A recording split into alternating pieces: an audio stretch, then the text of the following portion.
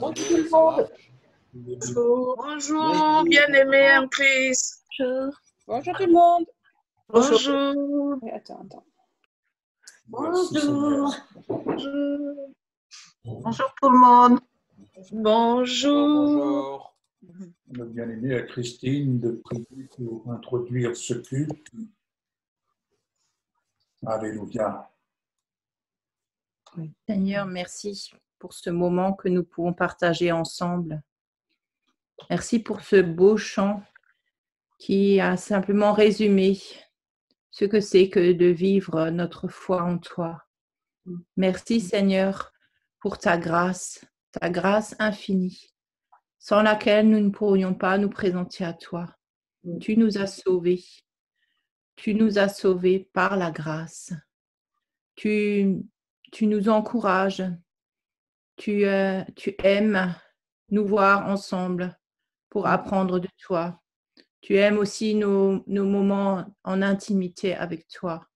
Merci Seigneur. Merci pour cette grâce infinie. Merci parce que le bonheur et la grâce nous accompagnent tous les jours de notre vie. Oui. Et ce matin, Seigneur, c'est un moment de joie.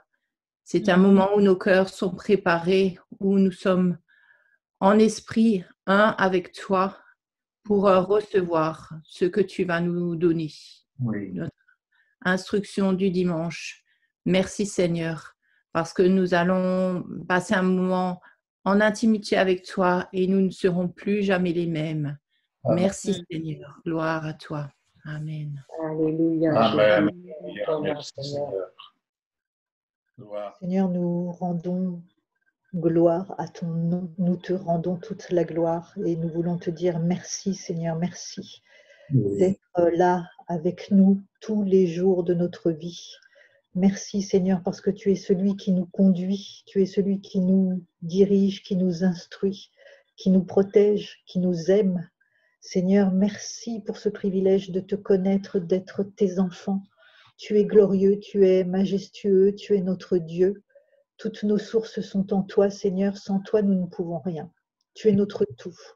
Seigneur, merci pour ces moments que nous passons ensemble avec toi, ensemble réunis autour de toi, assis, Seigneur, à tes pieds, pour t'entendre nous parler, nous révéler ta pensée, recevoir ton amour. Chacun d'entre nous, nous sommes là ce matin, Seigneur, pour recevoir de toi, mais aussi pour t'apporter tout notre amour, toute notre reconnaissance, Seigneur. Les mots sont tellement faibles en français, Seigneur, que c'est nos cœurs qui s'expriment et tu connais nos cœurs et tu lis dans nos cœurs, Seigneur, tout l'amour et toute la reconnaissance que nous avons pour toi. Ce matin, Seigneur, reçois toute notre louange et notre adoration. Que ton nom soit béni, Père, au nom de Jésus. Amen. Amen. Amen. Sois loué, sois magnifié, mon Dieu, pour ta grandeur, ta beauté, ta bonté, ta puissance, Seigneur Jésus. Sois loué et magnifié, Père, pour l'attention, ton amour que tu as pour nous, Seigneur Jésus. Merci, Père éternel, d'être qui tu es. Merci d'être notre Créateur, d'avoir fait de nous cette créature semblable à toi, mon Dieu. Je te rends grâce, mon Dieu, pour les bienfaits que tu fais chaque jour, au quotidien dans nos vies, Mère, mon Dieu. Je te rends grâce, Seigneur Jésus, pour la paix au quotidien, pour la sécurité que tu nous apportes, Seigneur Jésus. Et je dis, Seigneur Jésus, j'ai confiance en toi. J'ai confiance en toi, mon Dieu. Amen. Amen. Amen. Oui, Père Céleste, je veux t'apporter ce matin toute ma louange et toute ma reconnaissance pour tout ce que tu fais pour nous, pour chacun d'entre nous dans nos vies. Je dis merci, Seigneur, pour l'œuvre de ta parole qui se manifeste en chacun d'entre nous. Et je te dis merci, Seigneur, pour ton œuvre, Seigneur, à la croix, pour tout ce que tu as fait à la croix, Seigneur, parce que nous sommes sauvés, nous sommes purifiés, sanctifiés, libérés, guéris. Seigneur, merci pour tout ton sacrifice, Seigneur, ce plein sacrifice que nous ne pouvons pas totalement comprendre, Seigneur. Merci pour ta grâce infinie, parce que tu es infiniment bon et infiniment plein de compassion envers tes enfants.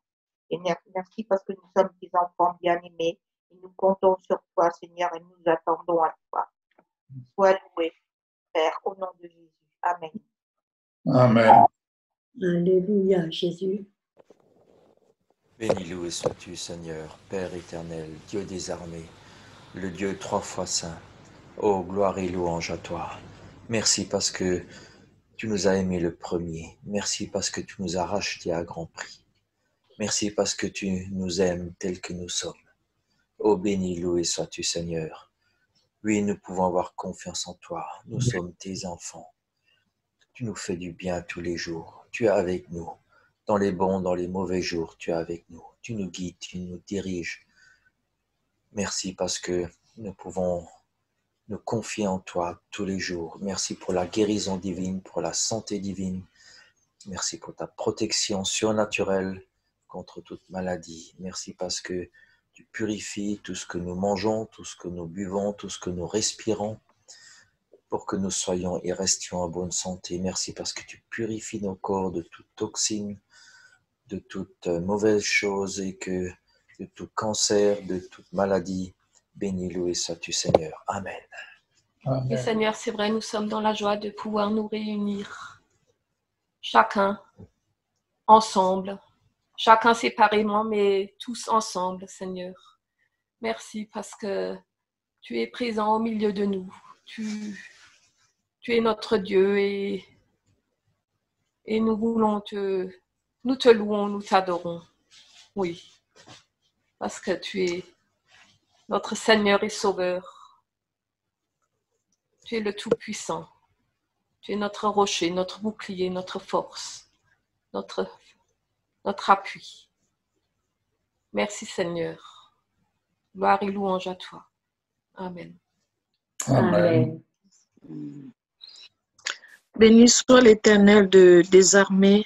Ce matin, je veux te rendre grâce, Dieu créateur des cieux, de la terre, le Dieu de Abraham, Jacob, Isaac. Je veux vraiment te dire merci pour cette grâce que tu nous donnes ce matin pour pouvoir partager, lire ta parole.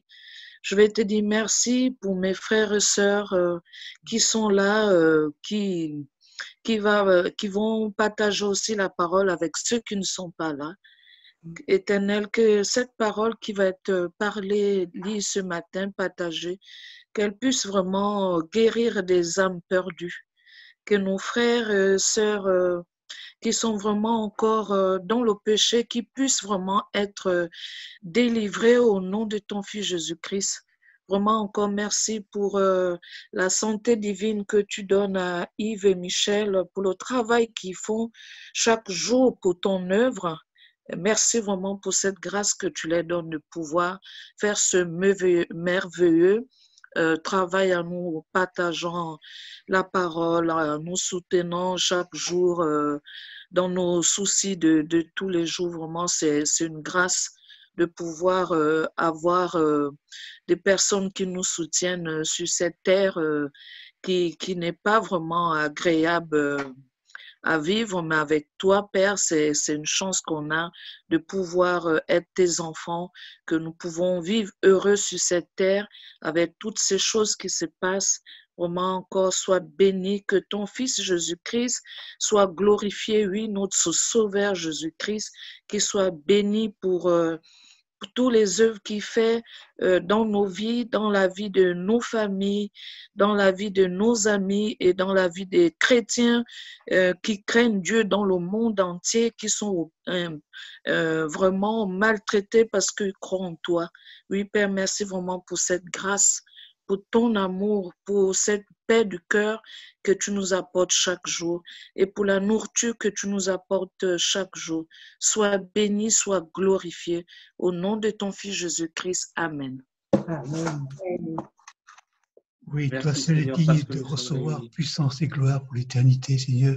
Et nous voulons nous prosterner devant ta face, Seigneur, parce que tu es notre Sauveur, Seigneur. C'est toi qui t'es offert pour nous, Seigneur. Nous t'en remercions, te présentons ces moments, Seigneur, afin que ton nom soit encore glorifié. Merci pour toutes tes grâces, merci pour ton amour envers nous. Amen. Amen. Amen. Amen. Merci parce que nous sommes réunis pour t'écouter. Merci pour les paroles que tu nous donnes. Et merci parce qu'elles vont nous toucher au plus profond de nos cœurs. Merci parce que tu nous aides à les appliquer jour après jour. Amen. Amen. Amen. Merci Seigneur, nous te rendons grâce et nous te bénissons. Nous sommes heureux Seigneur de pouvoir nous approcher de toi et de bénir ton saint nom, vraiment avec reconnaissance et avec respect. Reçois le meilleur Seigneur de nos cœurs ce matin, parce que tu es l'Éternel, tu es assis sur le trône et tu règnes aujourd'hui et éternellement. Oui Seigneur, c'est avec respect que nous nous inclinons devant toi et nous voulons t'apporter le meilleur, vraiment le meilleur. Merci Jésus, à toi soit toute la gloire. Amen. Alléluia, amen. Gloire à ton nom. Oui, merci Seigneur, merci Père pour être là ce matin avec toi. Et je reconnais ta puissance, je reconnais ta force dans nos vies Seigneur. Merci parce que tu bénis chacun de nous. Tu bénis avec abondance Yves et Michel qui nous apportent cette précieuse nourriture et qui nous nourrissent jour après jour. Tu bénis également chacun de nous. Tu bénis Valérie.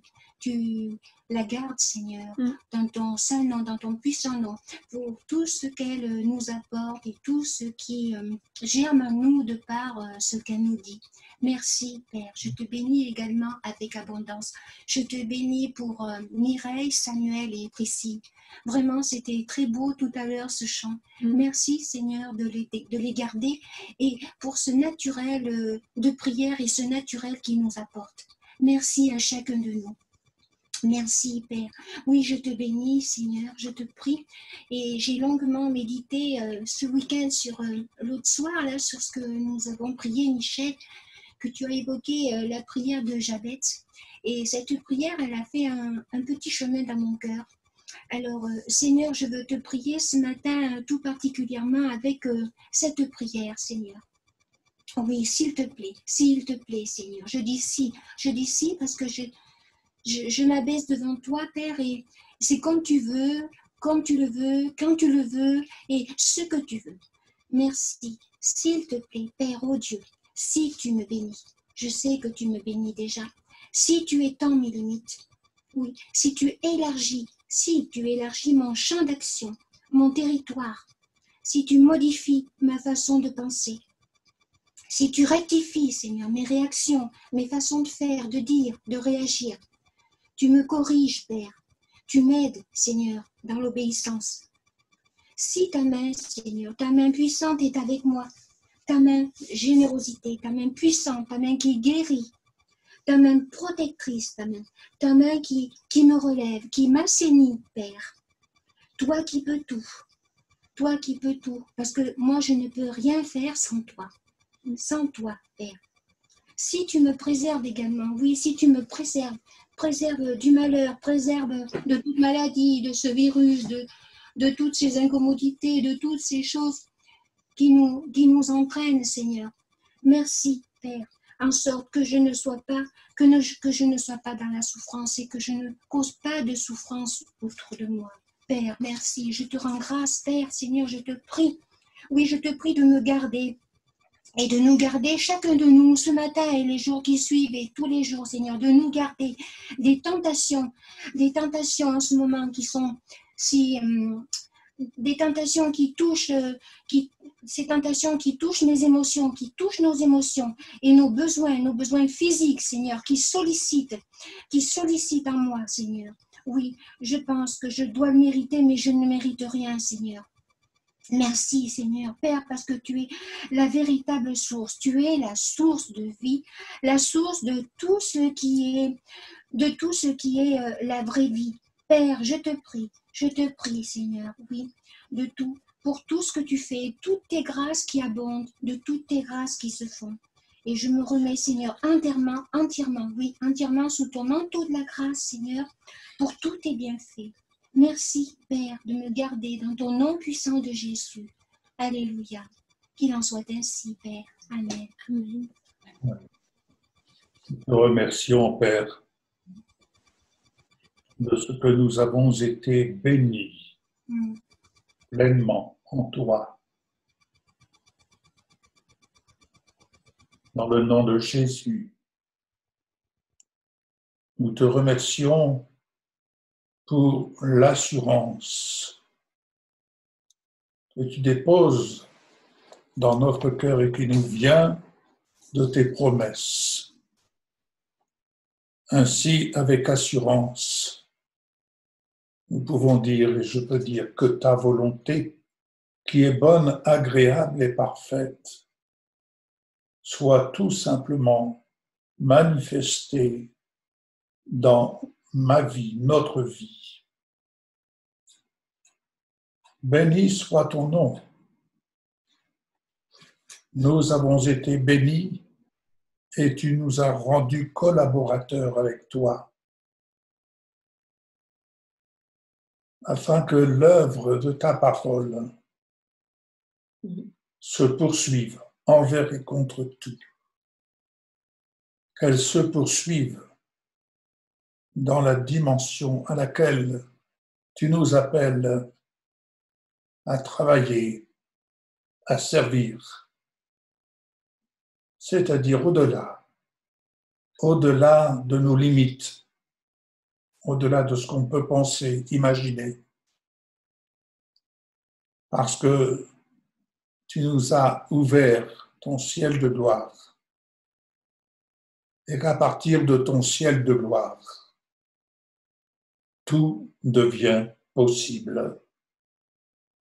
Au nom de Jésus-Christ, bénis, Seigneur, chacun de nos bien-aimés ici présents, leur famille, leur activité. Nous prenons ce temps pour nous rassembler dans cette salle, nous réunir ensemble afin de te célébrer, tandis que notre regard est fixé sur toi, Jésus, toi, notre plein salut. Merci pour l'œuvre du Saint-Esprit dans le cœur de chacun. En effet, tu nous révèles, jour après jour, avec la bonne mesure que tu déverses dans le cœur de chacun. Au nom de Jésus-Christ, Père. Amen. Amen. Amen. Oui, amen. Je vais laisser la place à Michel, qui va partager ce que le Seigneur a mis sur son cœur. Ensuite, je laisserai la place à Valérie, si elle a quelque chose à nous partager. Et je vous apporterai moi-même ce que le Seigneur a mis sur mon cœur. La petite lecture, c'est « Allumons les feux ». Je préparais une lampe pour mon oint. C'est dans le psaume 132 au verset 17. J'ai éclairé ta vie de ma présence, où que tu ailles. Ta lumière demeurera bien après ton départ, parce qu'elle embrasera beaucoup d'autres vies. Si tu reviens là où tu te trouvais il y a une vingtaine d'années, tu verras que ta vie a béni d'autres vies, bien plus que tu ne l'avais jamais imaginé. Lorsque je promets de faire de toi une lampe qui ne s'éteint pas, aucune force démoniaque n'a le pouvoir de te détruire. Toi seul, tu as l'autorité de rejeter la lumière qui est en toi. Mais tu ne le feras pas parce que la lumière pure engendre la lumière pure. Les planètes qui perdent leur éclat s'éteignent, seulement parce que la lumière du soleil ne vient plus s'y réfléchir quand elles ne sont plus dans l'axe de ses rayons. Cette vérité s'applique aussi à la vie humaine. Certains de mes enfants brillaient autrefois aussi fort que le soleil. Leur luminosité n'émanait pas d'eux, mais du fait qu'ils étaient dans l'axe des rayons de ma lumière céleste et réfléchissaient le puissant rayonnement qui sortait de moi, dit Jésus. Lorsqu'ils se sont éloignés de mon axe, ils ont perdu le reflet de cette gloire et sont redevenus un amas de rochers morts comme autrefois. La lumière a disparu parce qu'elle ne brûlait pas en eux. Mais j'ai fait de toi une lampe qui ne s'éteint pas. J'ai fait de Paul une lumière pour les nations, dans Acte 13, verset 47. Aucune force de persécution ne pouvait l'éteindre. J'ai fait de Jean-Baptiste une lumière rayonnante pour Israël, Jean 5, verset 35. Paul brillait dans les villes des nations et Jean dans le désert de Judée. Tous deux avaient le pouvoir d'allumer d'autres lumières à l'intérieur des vies vers lesquelles ils étaient envoyés.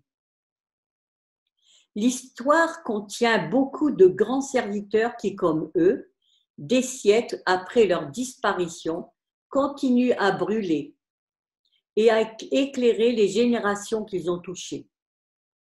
Ne sois pas satisfait ou satisfaite de ceux qui se bornent à refléter seulement une lueur de ma gloire.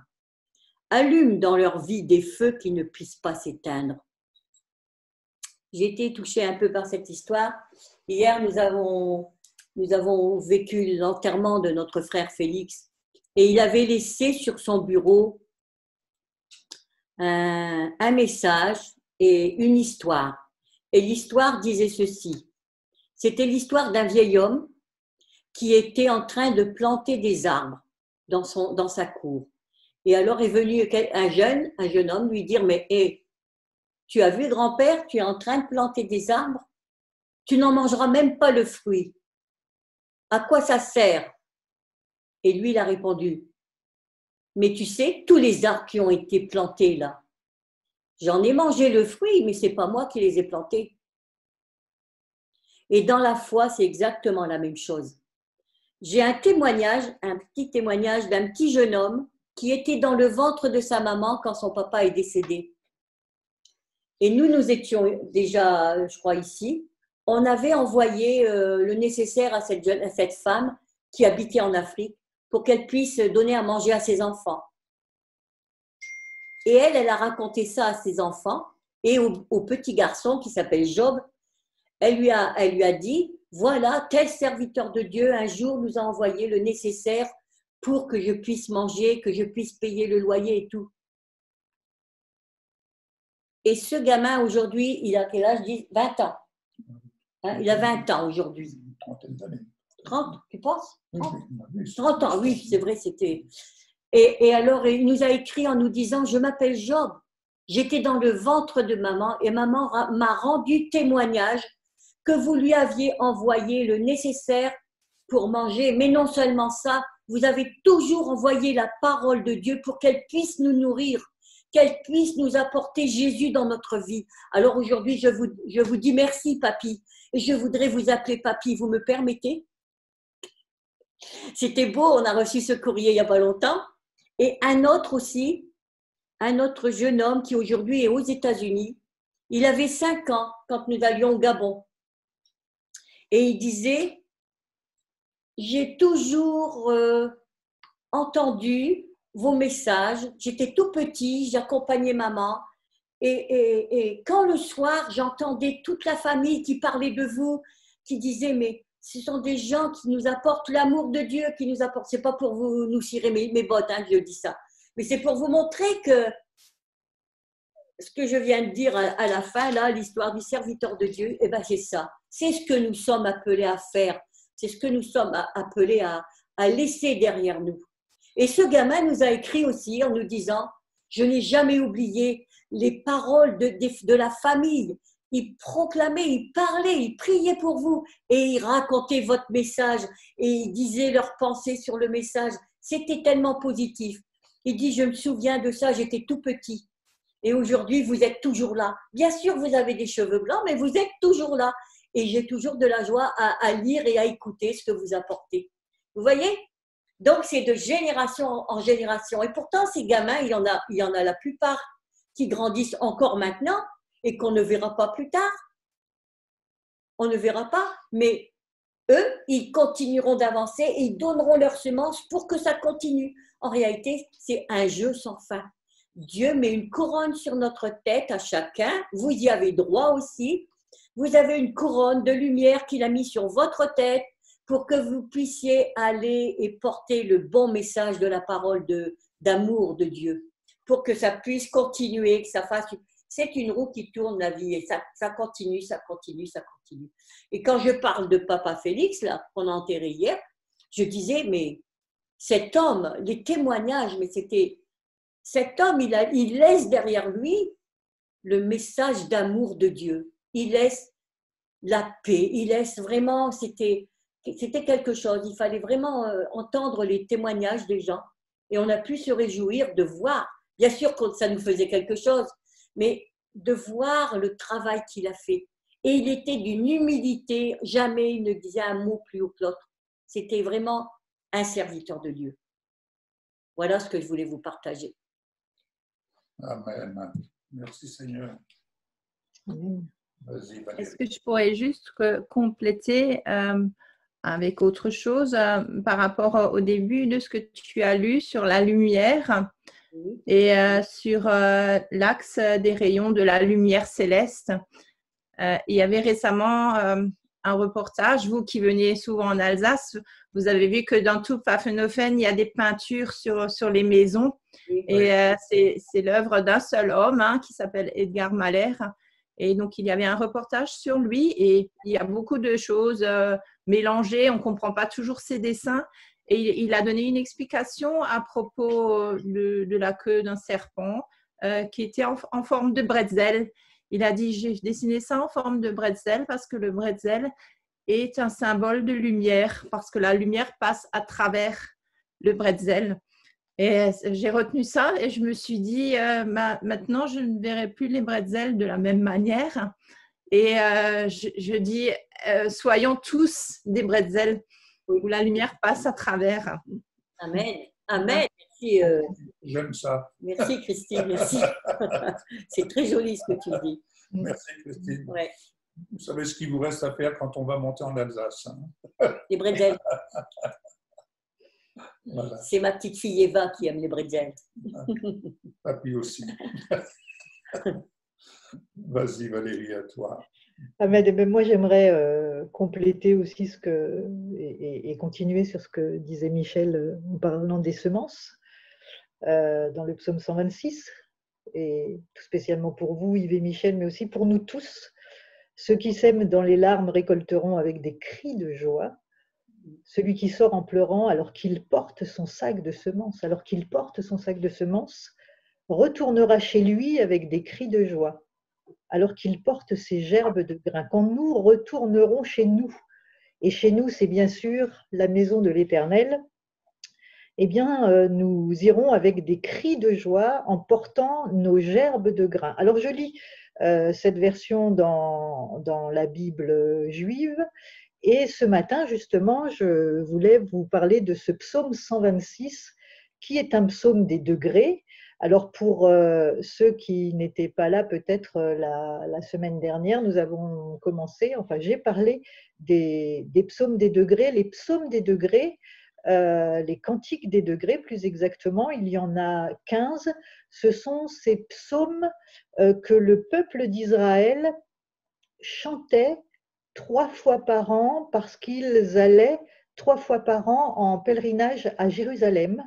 Ils montaient à Jérusalem et les cantiques des degrés, c'est en fait les cantiques de l'ascension. C'est les cantiques qu'ils chantaient en montant. Alors il y a plusieurs niveaux évidemment pour monter à Jérusalem, monter dans la prière, monter sur la montagne, et la montée ultime évidemment étant la montée dans notre lieu, dans notre destination, dans la Jérusalem céleste. Alors Yves, l'autre fois, c'était dimanche aussi, ou je ne sais plus quand, tu as fait le parallèle avec le psaume 42 quand tu parlais de Jésus dans le jardin de Gethsémane. Et parce que je vous disais la semaine dernière que Jésus lui-même a fait ces 3 ascensions, ces 3 pèlerinages durant toute sa vie terrestre. Il en est question, on voit, je crois que c'est dans Luc, quand la première apparition, et en tout cas pas la première apparition, mais la première fois où il prend la parole, Jésus, c'est à l'occasion de son retour du premier pèlerinage qu'il avait effectué pour Pâques. Il avait 12 ans, et quand ses parents ne le trouvaient plus et qu'ils sont revenus le chercher en lui disant « mais nous sommes inquiétés, où étais-tu » Et il leur a dit « ne saviez-vous pas qu'il faut que je m'occupe des affaires de mon père ?» C'est la première fois que Jésus a pris la parole. Donc Jésus lui-même, 3 fois par an, durant toute sa vie terrestre, montait à Jérusalem en pèlerinage avec des cris de joie, puisque tous ces cantiques de l'Ascension sont des cris de joie, enfin en l'occurrence beaucoup. Et dans le psaume 42, ce qui me conforte dans ce que tu disais, Yves, quand tu comparais Jésus, tu faisais le parallèle avec Jésus quand il était dans le jardin de Gethsémane, il dit, je suis dans la version de la Bible juive encore, donc 42 au verset 4, « Mes larmes sont ma nourriture jour et nuit, tandis que tout le jour les gens me demandent où est ton Dieu. Mes sentiments s'agitent en moi et je me souviens du temps où je me rendais à la maison de Dieu avec la foule au son de joie et de louange d'un cortège qui célébrait la fête. » Tout ça pour vous dire, pour vous mettre vraiment dans l'ambiance de ces cantiques des degrés, de ces chants de l'ascension que Jésus lui-même chantait lorsqu'il montait à Jérusalem et dont il s'est souvenu de ces 3 périodes aux moments les plus difficiles de sa vie terrestre dans le jardin de Gethsémane. Alors, le psaume 126, c'est aussi un cantique des degrés, donc un chant de l'ascension. Je vous le lis premièrement dans la version de la Bible juive, donc psaume 126. Lorsque Adonai restaura le sort de Zion, c'est-à-dire de Sion, nous avions l'impression de rêver. Nos bouches étaient remplies de rire et nos langues criaient de joie. Parmi les nations, on a dit « Adonai a fait de grandes choses pour eux. Adonai a fait de grandes choses avec nous et nous sommes fous de joie. Ramène notre peuple d'exil, Adonai, comme des cours d'eau remplissent les wadis du Negev. » C'est les ruisseaux en français, les wadis du Negev. « Ceux qui sèment dans les larmes récolteront avec des cris de joie. Celui qui sort en pleurant alors qu'il porte son sac de semences retournera chez lui avec des cris de joie alors qu'il porte des gerbes de grains. » J'aimerais vous lire aussi la version seconde, en tout cas le début, qui dit « Quand l'Éternel ramena les captifs de Sion, nous étions comme ceux qui font un rêve. » Alors moi j'ai une Bible d'études, la Bible seconde que j'ai, et j'ai vu qu'il y avait une petite explication sur ce verset 1, « Quand l'Éternel ramena les captifs de Sion ». Alors il est précisé, il s'agit ici d'une expression technique qui peut signifier également « restaura ». Et il y a une petite parenthèse, un parallèle, Job 42, verset 10. Job, pourquoi Job? Alors j'ai évidemment été lire ce verset 10 du chapitre de Job 42 et je vous invite. Et oh, qu'est-ce qui se passe? On ne t'entend plus, Valérie. Tu as coupé ton micro.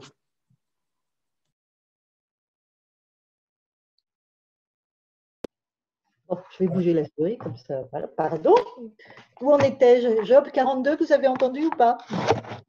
Bon, alors je vous invitais donc à me rejoindre dans le chapitre 42, verset 10, où il est question de restauration. Et alors, écoutez bien, ça m'a transporté et ouvert l'esprit sur la suite. L'Éternel rétablit Job dans son premier état, quand Job eut prié pour ses amis, et l'Éternel lui accorda le double de tout ce qu'il avait possédé. Les frères, les sœurs et les anciens amis de Job vinrent tous le visiter, et ils mangèrent avec lui dans sa maison. Amen. L'Éternel rétablit Job dans son premier état.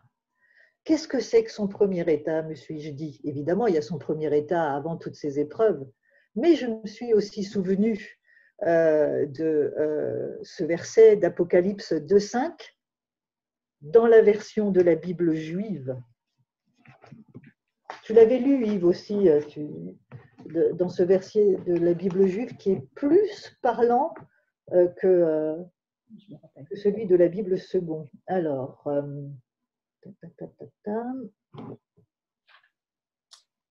verset 5. Par conséquent, souviens-toi de ta condition avant que tu ne tombes. Quelle est cette condition avant que tu ne tombes? Dans la Bible seconde, c'est ce que j'ai c'est retrouve ton premier amour. Mais là, c'est ta condition avant que tu ne tombes. Ta condition, quelle était cette condition avant que tu ne tombes? C'est évidemment la condition, la première condition, le premier état de Job. La première condition, c'est notre condition au jardin d'Éden. C'est ça notre première condition. Et c'est ça dont il est question, je crois, quand l'Éternel rétablit Job dans son premier état. Il l'a en fait rétabli dans son premier état, c'est-à-dire la condition première avant la chute. L'Éternel rétablit Job dans son premier état. Son premier état, c'est ce que je vous disais, est-ce que c'était son premier état terrestre ou spirituel? La réponse à ce verset, c'est ce que je viens de vous lire dans la version de la Bible juive.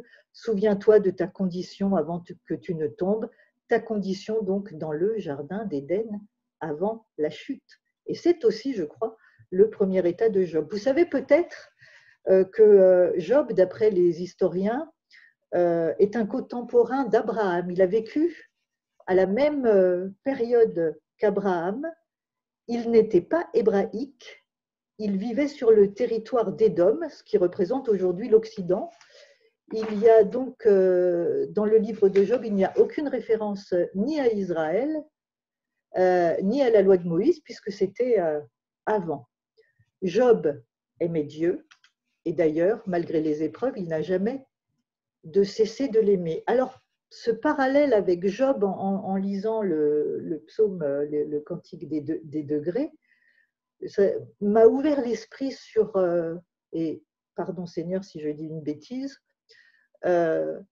sur ce qu'est en réalité le livre de Job et sur son histoire qui, je crois, est tout simplement entre guillemets, l'histoire de notre pèlerinage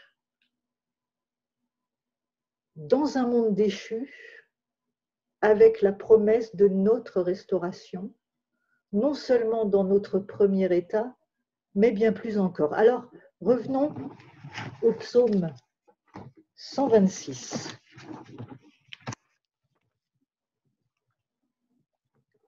Quand l'Éternel Adonai a ramené les captifs d'exil.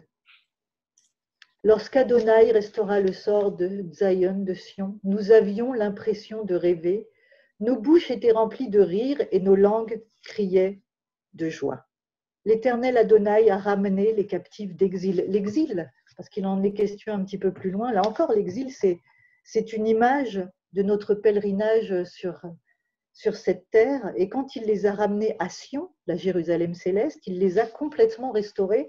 Alors oui, ils avaient l'impression de rêver. Je me suis posé cette question, mais je me suis dit, mais effectivement, est-ce qu'on arrive à imaginer ce qui nous attend? Et quand on va le vivre, est-ce qu'on n'aura pas l'impression de rêver, d'être dans un rêve? Oui, c'est certain, nous aurons l'impression de rêver, tellement ce sera extraordinaire et bien, bien au-delà de ce qu'on peut imaginer. Nous avions l'impression de rêver, nos bouches étaient remplies de rire et nos langues de cris de joie. Et là encore, je vais vous ramener à Job parce qu'il est aussi question de rire et de cris de joie. Job, chapitre 8, versets 20 à 22. Écoutez ce qu'il est dit. Parce que au fur et à mesure, alors quand j'ai commencé à voir ce verset de Job, je vous avouerai franchement, je n'ai pas eu le temps du coup de tout réexaminer le livre de Job parce que c'est assez récent, ça date de 2 ou 3 jours. Mais je pense que si nous nous repenchons avec cette lecture dans le livre de Job, on va pouvoir trouver, je crois, au fur et à mesure notre pèlerinage sur terre et surtout les promesses que le Seigneur nous fait. Alors donc, Job 8, versets 20 à 22, écoutez. Voici, Dieu ne rejettera pas un homme irréprochable. Un homme irréprochable, qu'est-ce que c'est? C'est un homme justifié. C'est notre nouvelle nature. C'est nous qui sommes restaurés, justifiés par la grâce, non pas irréprochables dans nos œuvres, mais irréprochables parce que nous sommes revêtus du sang de Jésus, parce que nous sommes rachetés, parce que nous sommes justes. Il est notre justice et c'est dans ce sens que nous sommes irréprochables. Voici, Dieu ne rejettera pas un homme irréprochable, ni ne soutiendra ceux qui font le mal. Il remplira encore ta bouche de rire et tes lèvres de cris de joie. Ceux qui te haïssent seront revêtus de honte et la tente des méchants cessera d'exister. Il remplira encore ta bouche de rire et tes lèvres de cris de joie. Si vous relisez ce psaume 126, nos bouches étaient remplies de rire et nos langues criaient de joie. C'est ce que nous vivrons, c'est la promesse qui a été faite à Job déjà, bien avant tout ça, et c'est ce qu'il est aussi ressorti, et ce que le peuple d'Israël, et ce que Jésus lui-même chantait encore, nos bouches étaient remplies de rire et nos langues criaient de joie. C'est notre espérance. Alors que nous faisons face donc à un monde où les difficultés sont de plus en plus grandes, le Seigneur lui-même ne nous a d'ailleurs pas caché que nous devrions affronter ces difficultés. Nous sommes appelés à garder nos yeux fixés sur lui et sur ses promesses, sur l'objectif. Et là, j'aimerais parler un petit peu de l'objectif et du positionnement dans les lieux célestes. Vous savez peut-être, et peut-être pas d'ailleurs, mais je vais vous l'expliquer parce que peut-être personne ici ne fait de cheval, n'a fait d'équitation, mais peut-être parce que si quelqu'un fait de la moto, je crois que c'est un petit peu pareil. En équitation en tout cas, et notamment quand on fait du saut d'obstacle, pour pouvoir sauter l'obstacle, il ne faut pas regarder l'obstacle, il faut regarder dans la direction où on veut aller. Je ne sais pas si vous avez déjà regardé des concours de saut d'obstacle, il y a plusieurs obstacles. Et quand on se présente à cheval pour sauter un obstacle, en fait, il faut avoir les yeux qui sont au-delà de l'obstacle, mais qui sont pour rejoindre l'obstacle suivant et ainsi de suite. Ce qui fait qu'on n'a jamais les yeux fixés sur l'obstacle, mais sur la ligne d'arrivée, mais au fur et à mesure, on regarde toujours au loin.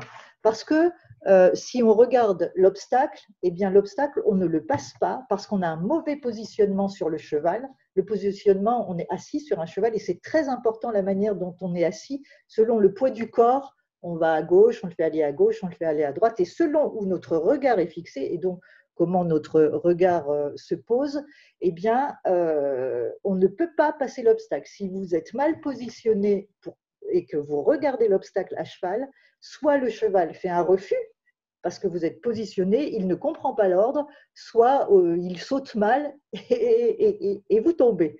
Bref, il ne faut pas regarder l'obstacle, il faut regarder au loin. Il faut, ce qui nous concerne, nous, parce que là je vous parle de la manière d'être assis sur le cheval et de passer les obstacles, l'important c'est d'être assis dans les lieux célestes, positionné avec le regard qui va avec, c'est-à-dire quand nous rencontrons des difficultés, et évidemment sur cette terre nous sommes appelés, on n'est pas épargnés, on rencontre des difficultés et on va encore en rencontrer, et visiblement j'ai l'impression en ce qui nous concerne, nous peuple de Dieu, que ça ne va pas aller en s'arrangeant, mais simplement parce que nous avons des promesses et que nous avons les yeux fixés sur ces promesses et sur ce qui nous attend dans l'ultime, là où nous allons nous retrouver dans la présence de Dieu et nous serons comme dans un rêve et où nous crierons de joie, eh bien, il faut garder les yeux fixés sur la promesse. D'ailleurs, tous les anciens, si vous lisez tous les grands hommes de Dieu, tous les prophètes, ils avaient tous les yeux fixés sur ce qu'ils attendaient et non pas sur les obstacles, non pas sur les difficultés. Et il ne faut jamais regarder l'obstacle, mais regarder au loin pour atteindre l'objectif, comme tous ceux qui ont vu de loin les promesses et qui s'en sont emparés.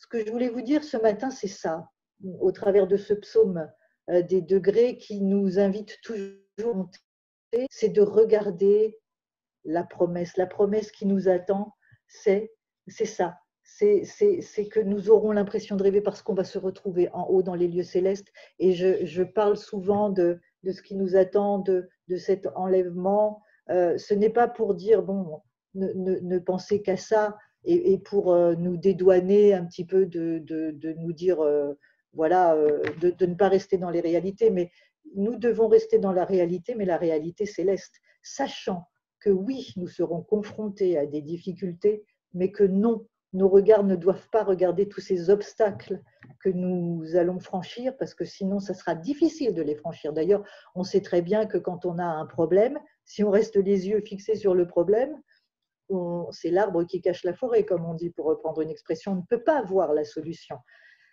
On ne peut pas regarder l'obstacle, il ne faut pas regarder l'obstacle, il faut regarder au-delà, il faut regarder la promesse, cette promesse qui nous attend dans les lieux célestes, nous, peuple de Dieu, qui avançons et qui avons besoin de rester les yeux fixés sur ce qui nous attend et donc ceux qui sèment dans les larmes, parce que nous continuerons à semer dans des moments pas forcément faciles. Je vous redis cette promesse, ceux qui sèment dans les larmes récolteront avec des cris de joie. Des cris de joie. Je me suis interrogée en lisant les cris de joie. Qu'est-ce qu'un cri de joie? C'est un cri du cœur. On ne peut pas crier de joie s'il n'y a pas une vraie joie. C'est un cri qui vient de l'intérieur. Je regardais l'autre jour une émission et je voyais, il faisait des tests sur notre rythme cardiaque et comment ça se passait quand on a peur. Et la journaliste était dans des grands 8 et des trucs où elle avait peur. Il l'avait équipée et elle criait de peur. C'était pas elle criait, mais vraiment de peur. La peur, c'est un sentiment. Et je me suis dit, mais quand on crie de joie, les cris de joie dont il est question, c'est pas si je vous fais un petit youhou, c'est une imitation d'un cri de joie. Mais ce n'est pas un cri de joie. Un vrai cri de joie, c'est un cri qui vient de l'intérieur. C'est un cri où on est tellement émerveillé de joie, de bonheur, on est rempli, et c'est un cri qui vient de l'intérieur vers l'extérieur. Et ces cris de joie, nous allons les pousser. Alors on en pousse peut-être déjà des cris de joie, mais le cri de joie dont il est question là, nos bouches remplies de rire et nos langues qui crient de joie, je crois que c'est les cris de joie que nous pousserons quand nous rentrerons à la maison, après avoir semé dans les larmes, nous récolterons avec des cris de joie. Celui qui sort en pleurant alors qu'il porte son sac de semences, c'est beau ça, le sac de semences, c'est plein de semences, retournera chez lui.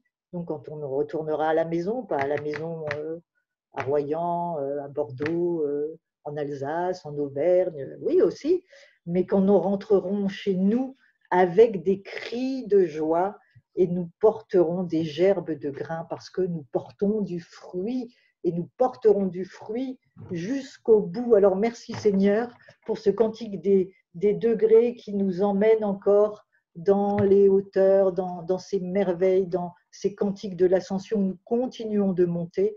Alors continuons de monter.